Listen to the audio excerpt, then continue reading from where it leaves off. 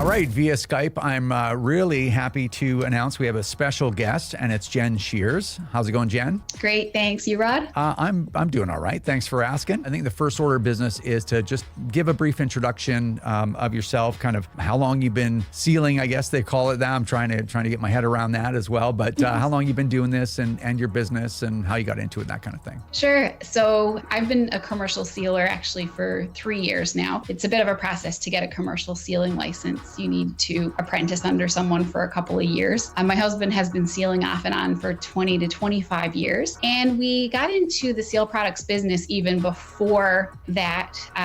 We are taxidermists by trade. My husband is a registered taxidermist. And when we started a wildlife museum and we had a gift shop there, we wanted renewable resource-based products, and seal skins were incredibly beautiful, and I thought we could do some really great things with them. So that's how we got into selling seal products. Awesome. Well, I will tell you this. My wife was on your website just last night because I was talking about how we're going to do this interview today. And I don't know, I think she's already going to be spending money. So that sounds great. Yeah, somehow I'm going to have to recoup that from you guys somehow. All right. So can you talk a little bit about sealing in general? Because I don't think it's something that people really know about too much. It's not a common type of hunting, certainly in central and western Canada. Sure. Yeah. Out west, I know they could use more sealing, but off the coast of Newfoundland, the main seal that we go after commercially and personally would be the harp seal. The population right now is at least 4 million off the coast of Newfoundland. Numbers go as high as 10 million in terms of the estimates. And the hunt mainly takes place in April when the ice floes are off the coast of Newfoundland. Basically, you go out in an open boat and you try to spot the seals on the ice floes, and you're able to target them that way. And then to retrieve them, you need to hop out onto the ice and retrieve them. So it's quite an endeavor, I must say, to get out at it. And it's commercially, the buyers will determine how many that they're purchasing, and that will determine every day how many you're allowed to go out and get, or at what point the hunt is stopped once that buyer quota has been filled at least. Okay, and what kind of products do you have with seals? Like I understand the clothing and the mitts and the boots and coats and all the rest of that stuff, but do people eat seal commonly in Eastern Canada or anywhere in Canada for that matter? Yeah, seal is a really great protein, very rich in omega-3 and in real good nutrients and minerals. There is also a big market now for seal oil. So it is a marine mammal, so you get a layer of blubber, and then that can be rendered down to make omega-3 oil for both humans and pets. There are companies out there that are marketing those capsules and that oil for pets. So it's really a full utilization type of resource. You've got the fur that makes biodegradable clothing, you've got the omega-3 oils, and then you do have the meat as well. Yeah, well, it's very interesting to me how people have a preconceived notion about sealing, about hunting seals, I guess because they're cute animals. And I've thought, to be honest with you, I've thought a lot about it myself. And, you know, I guess it's really an emotional response to something that should be an opinion based on fact. Like, like it's okay to hunt moose and elk and deer and bear, but something cute, it's not okay to hunt that animal. So what, have you had a lot of people voicing their opinion, or how did you reconcile with it, I guess? For me, I always say that I support the seal hunt and other sustainable hunting, not despite being an environmentalist, but because I am an environmentalist. For me, as a human race, as a society, if we stray away from renewable resource-based products that yield biodegradable clothing and meats and things like that,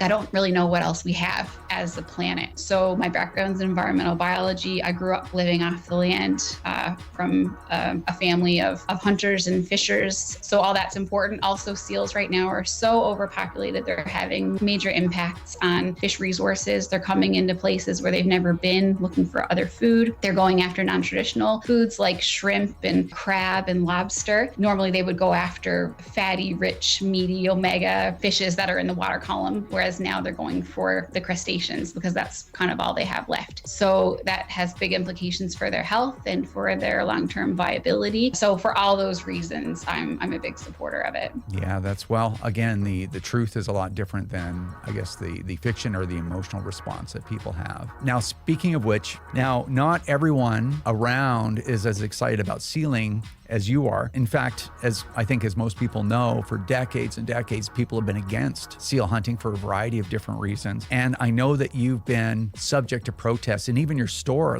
Can you share a couple of protest stories with us, because they're kind of interesting? Yeah, so back in 2017, I guess, was our first major protest. The day before, someone actually called us to give us a heads up that through a Facebook group, they had heard that there might be a protest at our store. So we were thinking, well, we need to try to turn this into something positive to promote our products. So I did a Facebook Live to say, we're hearing that tomorrow there's going to be a protest. We'd like for everyone to come support us. And sure enough, people did start coming to support. And then in the middle of it, the protesters did come out as well. So they were lined up in front of our store with their signs and everything. And I said, I can't take this. I just need to head out there and tell these people how it is and invite people to come down to support us again. So I went out and did a Facebook Live. They were yelling and screaming in the background, and I was just inviting people to come down and to support the renewable, sustainable seal hunt in Newfoundland and the products that come from it. A man was like tapping me with a sign. So I was in the chaos saying, please don't touch me, sir. And then they were yelling. And anyway, it ended up being like the busiest week we had probably ever had at our store, because if you piss off a Newfoundlander, they'll come out in droves to support you. You wouldn't think that in downtown St. John's, Newfoundland, where the sealers have gone for generations, departed from the Narrows, that would be a hotbed for protesting against the seal hunt. But it certainly was that particular day. And ever since, we've had a few episodes of protesters coming in. But I will say that taking the time to speak with one of the ladies that was there, she actually wrote me a few days later saying she had listened to my messages, she read the things that I had written, and she had been persuaded to our side. She realized she was wrong. And when she communicated that to the group she was protesting with, they shunned her. So it just goes to show that facts and the truth isn't what they're about. It's about their emotion and the money and the lies that help them attain their goals. So that was pretty cool. I will say that the main argument against the seal hunt is that people deem it to be inhumane, but that couldn't be furthest from the truth. It's actually probably the most humane harvest out there. It's incredibly regulated. Sealers have to take a course in order to be able to go out sealing. And in that course, you're taught the 3 steps on how to humanely dispatch of a seal. Now, I've hunted around the world and I've never had to take a species-specific course on how to humanely dispatch of an animal, but for seals you do. So the first step is the strike. So that's usually from a high-powered rifle, a 22-250, a 223. The second step is called check. So you actually walk up to the seal and you have to palpate the skull. So that means you touch the seal on the head. If the entire cranium, the entire skull is kind of obliterated, you can proceed to the next step. If it's not obliterated though, if there's still some intact, you are required by law to hit it on the head with a prescriptive tool called a hack-a-pick, or a club for all intents and purposes. So that image gets people thinking that, it's barbaric, but through the regulations, the only way you can ensure that the seal is unconscious is to ensure the cranium is obliterated. So we're doing one thing to make sure it's humane, but it looks bad. So animal rights groups take it and it's perfect fodder for them because it looks inhumane. So that's a bit of a conundrum there. And then the third step is bleed. So you sever the arteries underneath the flippers and the seal has to bleed out for a minute or two. So again, looks really cruel, looks barbaric, but we do it to ensure that the seals are completely dead and unconscious before proceeding to harvest the fur, the meat, and the oil. So that's a big nuance I think that's out there that many of these animal rights groups aren't aware of. And again, it looks bad, but we really are doing it in the interest of being humane. And peer-reviewed studies have shown that it is at least as humane as other commercial harvests or animal-related industries. So we are on the right side of things here. Yeah, that's interesting, right? The things that you do to make it better or more humane is what they want to use against you. And I will share with you that often I've had the same experience where someone is in opposition to you. You calmly talk to them, tell them exactly, what the facts are and what your position is and the reason that why you're advocating that. Like, you're not sealing because you're cruel. You're sealing for all of the reasons that you mentioned. I'm not advocating for legal access to firearms and a regulatory system to support it because I'm cruel. I want only good people to access firearms. So I've had that same experience where people turn around, they're like, you know what, I was wrong, which is really great. But before we go, can you tell us where to find your work and your store and everything? Sure. So our store is called Natural Boutique. The website's naturalboutique.ca. I'm personally on Instagram as Smidgen, so SMIDJEN. Also Facebook, Jen Shears Outdoors. I have a blog where I cover the seal hunt, polar bear hunting, and things like that, jenshears.com. And the boutique is also on Facebook, Natural Boutique NL on Facebook. So the sealskin products are there.